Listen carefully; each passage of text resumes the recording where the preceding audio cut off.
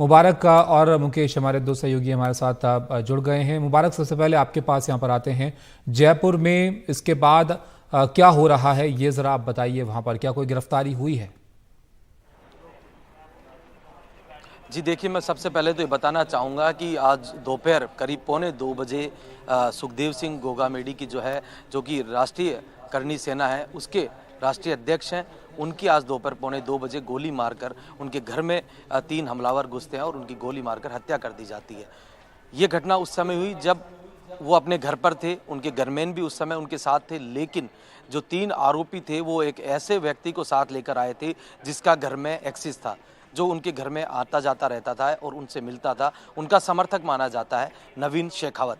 नवीन शेखावत को मोहरा बनाया जाता है और उसके साथ 2 अन्य जो आरोपी हैं, जो कि सीसीटीवी फुटेज में भी आपने देखा होगा, दोनों जो आरोपी हैं उन नवीन शेखावत को लेकर उनके घर में घुसते हैं और घर में घुसने के बाद उनसे बातचीत करते हैं और करीब 8, 9, 10 मिनट तक वो लगातार बातचीत करते रहते हैं। माहौल को ऐसा बना लेते हैं कि एकदम बातचीत चल रही है और इसी बीच दोनों आरोपी हथियार निकालकर, अपनी पिस्टल निकालकर ताबड़तोड़ वो फायर कर देते हैं सुखदेव सिंह गोगामेडी पर। और जो नवीन शेखावत उन्हें मिलाने लाया था वो भी सीसीटीवी फुटेज में दिखाई दे रहा है, वो भी वहाँ बैठा था, वहाँ मौजूद था।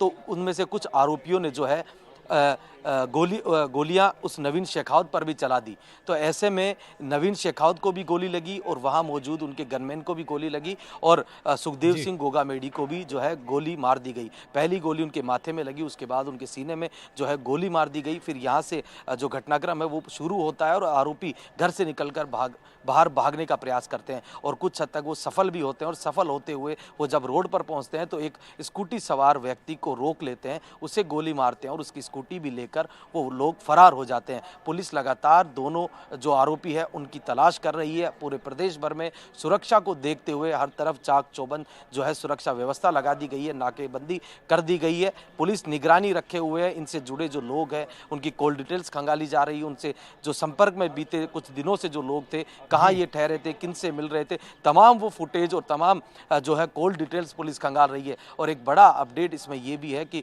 जो कलराज मिश्र हैं, राजस्थान के राज्यपाल, उन्होंने इस मामले को लेकर डीजीपी को तलब कर लिया है। इस मामले की पूरी पूछताछ उनसे की गई, पूरी फीडबैक उनसे लिया गया और आगे क्या कुछ करना है उसके बारे में जानकारी ली गई। तो ये चलिए तमाम मुबारक, चीजें तो हैं और इस नजर अब घटनाक्रम है की कि आगे इस जिम्मेदारी पर क्या कार्रवाई रोहित होती है, गोदारा इन ने। तमाम चीजों को यहाँ पर देखा जा रहा है।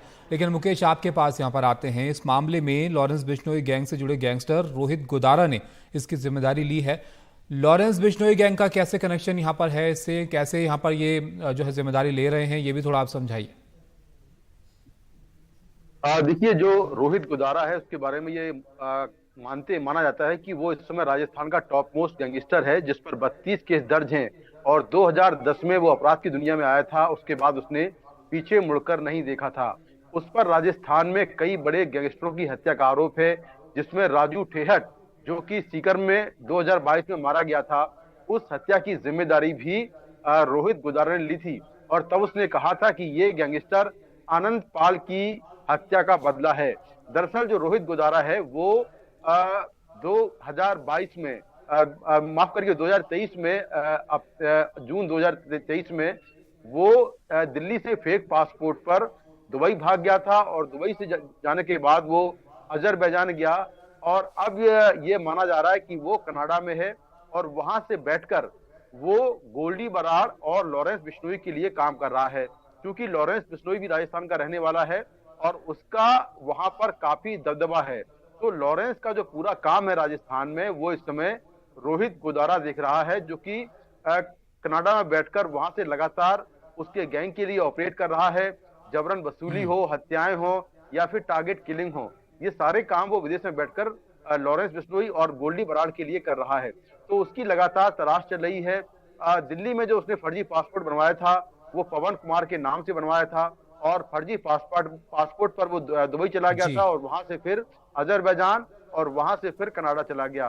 तो अभी ये माना जा रहा है कि ये जो हत्या हुई है इसके पीछे जो पूरा हाथ है वो रोहित गुदारा का है। क्योंकि इस हत्या के तुरंत बाद रोहित गुदारा ने सोशल मीडिया पर एक पोस्ट लिखा जिसमें कहा कि राम राम भाइयों, जी। ये जो हत्याकांड है इसकी पूरी जिम्मेदारी मैं लेता हूं।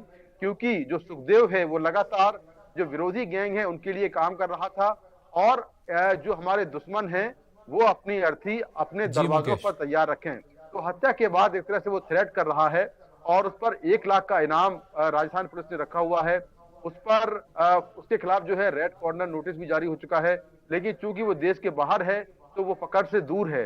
तो इस हत्याकांड में भी उसका हाथ बताया जा रहा है। फिलहाल राजस्थान पुलिस के अलावा जो खुफिया एजेंसियां हैं वो इस पूरे हत्याकांड को लेकर जांच में लगी हुई हैं और जी रोहित गुदारा के बारे में वो कहां पर एग्जैक्टली है और किस तरह से उसने इस पूरे हत्याकांड को अंजाम दिया है उसके बारे में जानकारी की जा रही है। जिन 3 लोगों का इस हत्याकांड में हाथ है वो किस तरह से रोहित गुदारा से जुड़े हुए थे उसके जी। डिटेल्स भी लिए जा रहे हैं। तो कुल मिलाकर राजस्थान पुलिस एक जो पूरा गैंगस्टरों का एंगल है उससे चलिए, जांच तो कर रही गैंगस्टर है, के एंगल से भी इस क्योंकि मामले को यहाँ पर अब देखा जा रहा है। जो हमलावर थे उनकी, रोहित गोदारा की तलाश यहाँ पर अब पुलिस को है। बहुत शुक्रिया आप दोनों का हमारे साथ जुड़ने के लिए और ये जानकारी साझा करने के लिए।